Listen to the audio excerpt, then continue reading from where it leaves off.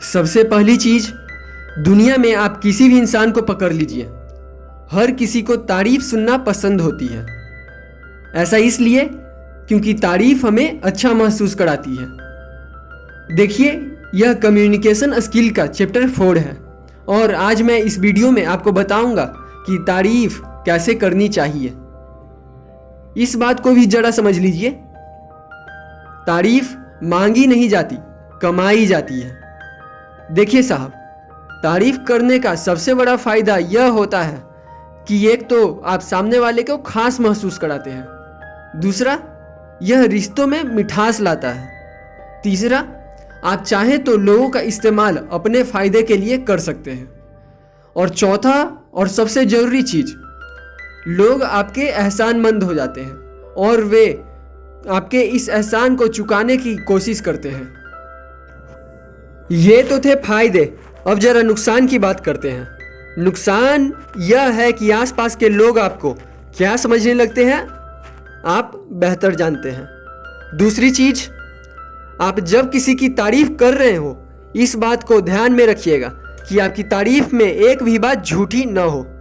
झूठी होने का मतलब, आपको बॉल खेलना तो दूर, ठीक से बल्ला पकड़ना भी नहीं आता, और यह बहुत ही ज्यादा शर्मिंदगी वाली बात होती है। इसीलिए तारीफ तभी काम करती है जब बात सच्ची हो। ऐसा इसलिए क्योंकि आप जिसकी तारीफ कर रहे होते हैं वो चीज सामने वाले को पहले से ही मालूम होती है।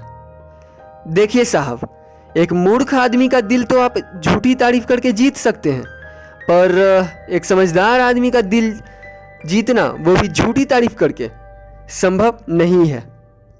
इसीलिए तारीफ केवल तभी और तभी करनी चाहिए जब वह सच्ची हो।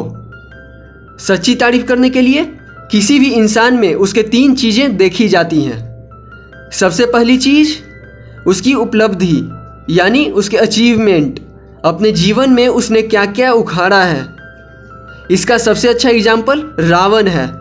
जब वे घमंड में कैलाश पर्वत को उठाने गए तो भगवान शिव ने उसके हाथ को पर्वत के नीचे दबा दिया। रावण दर्द के मारे कराहने लगा और उसे अपनी गलती का एहसास हुआ। उसने तुरंत ही शिव तांडव स्तोत्रम की रचना की और अपने आप को बचा लिया।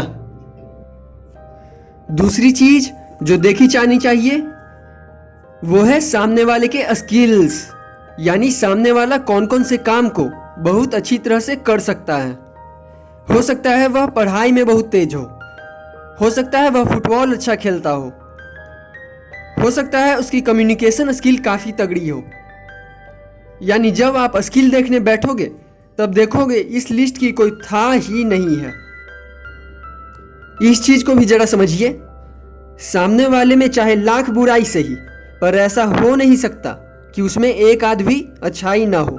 और जब आप लोगों को इस नज़रिए से देखना शुरू करेंगे तब आप पाएंगे कि हर इंसान कमाल का इंसान होता है। तीसरी चीज जो देखी जानी चाहिए वो है उसकी काबिलियत। और जब आप किसी की काबिलियत की बात कर रहे हो, आप उससे बड़े से बड़ा काम करा सकते हो।